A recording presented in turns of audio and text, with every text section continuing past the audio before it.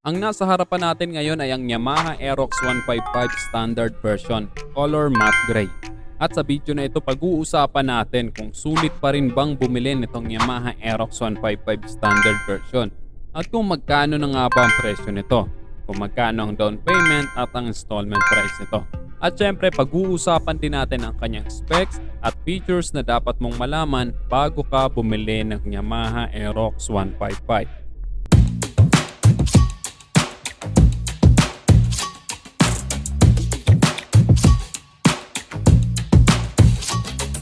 Nandito tayo ngayon sa Yamaha 3S shop dito sa Iriga City at ang nasa harapan natin ngayon ay ang gwapong Yamaha Aerox 155. Sobrang dami na talaga naka-Aerox ngayon at padami pa ng padami.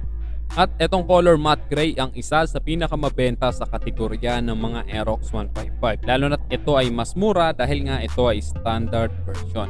By the way, ang standard version ay walang ABS o anti-lock braking system. Susi lang din ito, wala itong start and stop system. Yan lang naman ang wala sa kanya. At pagdating sa forma kasi nito, talagang mapapatingin ka talaga. Napaka-astig. Ito yung motor na habang tumatagal mong tinitingnan, lalong pumupogi. Dito pa lang sa harapan, aggressive ang design, pang matapang ang forma. Bagay na bagay itong kanyang DRL o daytime running light sa forma ng kanyang headlight.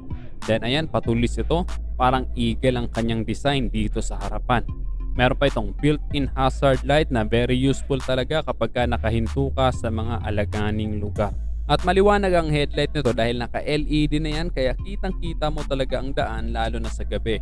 Then dito meron pa itong visor dito pero sa ngayon hindi siya nakakabit para hindi siya magasgasan. At ayan, di ba? Dito pa lang sa harapang bahagi ng motor na to, napaka-astig na talaga. Ang lakas maka bad boy ng design ng kanyang DRL o daytime running light.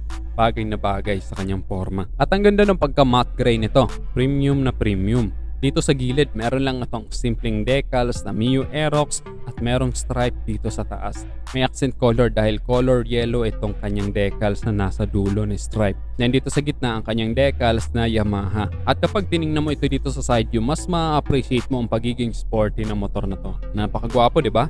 Dito naka-highlights na ang Aerox 155 na decals. Kitang-kita dahil color orange then black ang kanyang background. Kaya bumagi sa kanyang forma.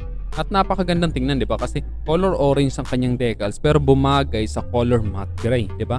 Napakatalino din talaga ng Yamaha pagdating sa pagdidisenyo. Simpleng-simple lang pero ang lakas ng impact. Tingnan mo, ang ganda ng pagkakadesign dito sa Aerox sa decals, 'di ba? Mayroon siyang pa-stripe, then paputol, bagay na bagay talaga. Pagdating sa kanyang instrument panel, naka-fully digital display ito kaya madaling maintindihan at magandang tingnan, very modern talaga. Sa mga switches na to, dito ang kanyang menu, high beam and low beam switch, signal light switch at ang kanyang busina. Then sa kabila naman ang kanyang hazard switch at ang kanyang push start. At isa sa pinagmamalaki ng Yamaha, meron itong Y-Connect na pwede mong i-connect ang cellphone mo at makikita mo sa cellphone mo ang buong status ng motor mo.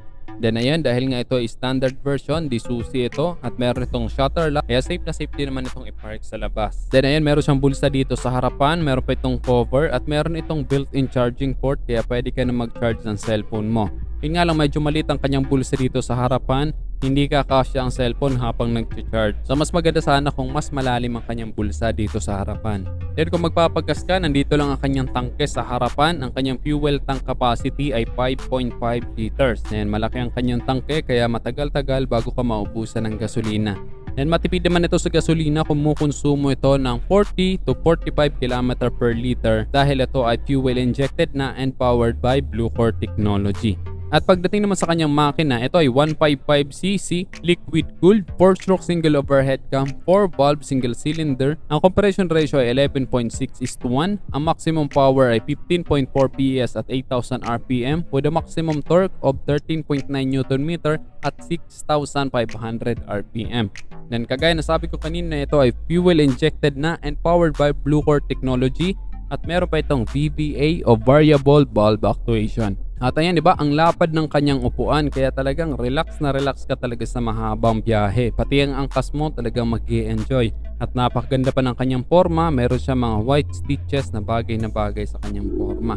Eh pagdating naman sa seat height ng motor na to, mababa lang naman ang kanyang seat height, 790mm lang. Kaya kahit mga average height, mga 5 flat ang height, kayang-kayang i-drive ang motor na to. For your reference, ang height ko nga pala ay 5'9", at ayan, swak na swak sa akin. Abot na abot ko ang ground at napakaganda talaga ng kanyang upuan, napaka-komportabling upuan. At ayan, ang lakas talaga makapogi ng Yamaha Aerox 155. Habang sinasakyan ko, pakiramdam ko, nadagdagan ang kapogian ko ng plus 5. Then ayan, komportable din ang paa mo dahil malawak ang kanyang legroom. Madali lang din i-double stand ang motor na to, very effortless. Kahit mga babae, kayang-kayang i-double stand ang motor na to. Ang timbang nga pala nito ay 122 kilos, so goods na goods yan kahit malakas ang hampas ng hangin, hindi ito basta-basta maapektuhan ng stability. At sa ilalim ng upuan nito, meron itong 24.5 liters underseat storage. Kasi nandito ang isang full face helmet at marami ka pang mailalagay na gamit dito, so very convenient talaga. Pagdating dito sa gilid, napaka-premium tingnan din ang kanyang side fairings. Meron lang siya ditong minimalist na decals na liquid cooled. Tapos dito sa pinakalikod, meron siya ditong emblem ng Yamaha. Ayan, diba? Napaka-sporty tingnan. Bagay na bagay. At kung mapapansin nyo, wala siyang bakal or grab bar na nakalabas dahil ang kanyang grab bar ay nandito sa ilalim. Parang pang big bike ang kanyang datingan. At isa sa nagustuhan ko dito, yung design ng kanyang taillight. Very compact, ayan, 'di ba? Ang liit lang pero maliwanag 'yan dahil naka-LED na 'yan. Kaya kitang-kita ka talaga sa gabi. Yung kanyang mga turn signal lights parang pang big bike din ang datingan, nakalabas ito. Very sporty tingnan. Pero yung kanyang mga signal lights ay naka-bulb type pa. Then meron pa ito ditong reflector for added visibility. At isa sa maipagmamalaki ng Aerox ang kanyang handling. Napakaganda ng handling ng Yamaha Aerox 155. Lalo na't malalapad ang kanyang gulong.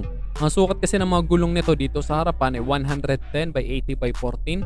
Sa likod naman ay 140 by 70 by 14 at naka-tubeless na ito. Ayun, diba? Ang lalapad niya. Kaya pagdating talaga sa mga cornering, smooth na smooth lang ang pagliko mo. Hari nga ng bangkingan ang tawag nila dito sa Aerox na ito. Pagdating naman sa kanyang preno, naka-disc brake dito sa harapan at naka-drum brake naman dito sa likuran. Sa suspension naman, naka-telescopic fork sa harapan at naka-dual shock dito sa likuran. Then ayan, diba? Napakaganda din ang design ng kanyang muffler. Bagay na bagay sa kanyang forma. Meron pa itong heat guard, kaya safe na safe ito. Kahit madikit ang paa mo dyan, hindi ka mapapasok. Then dito naman nakapwesto ang kanyang radiator. At isa sa safety features nito ang side stand switch na kapag ka nakababa ang side stand, hindi aandar ang makina mo. Then mataas ang kanyang ground clearance, 145mm. Kaya kahit mapadaan ka sa mga matataas na humps, hindi sasayad ang motor mo. Pagdating naman sa kanyang presyo, ang kanyang SRP ay 124,000 pesos pa rin.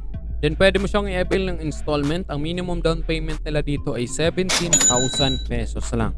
At ang magiging monthly installment mo sa 36 months or 3 years ay 5,458 pesos. Then available ito dito sa Yamaha 3S Shop dito sa Barangay San Roque, Iriga City, malapit sa City Terminal. Kaya kung taga Iriga ka o malapit ka dito at naghahanap ka ng Yamaha Aerox 155 na standard version, bisita na lang kayo dito sa shop nila. At masasabi kong sulit pa rin talaga ang pera mo dito sa motor na to.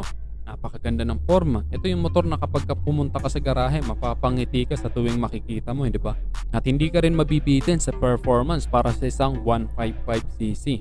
At pagdating sa mga piyesa, hindi mo na gaanong poproblemahin dahil marami namang available. Perfect na perfect yung panghanap buhay kagaya ng mga MC taxi dahil matipid siya sa gasolina.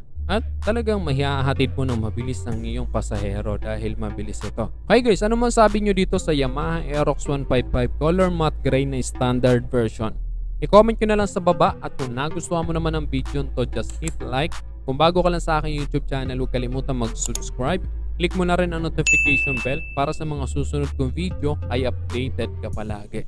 At pakipalo na rin ang aking Facebook page at pakishare na rin ang video to. Yun lang guys, hanggang sa muli, ako sa Rosgo TV. Ride safe always and God bless.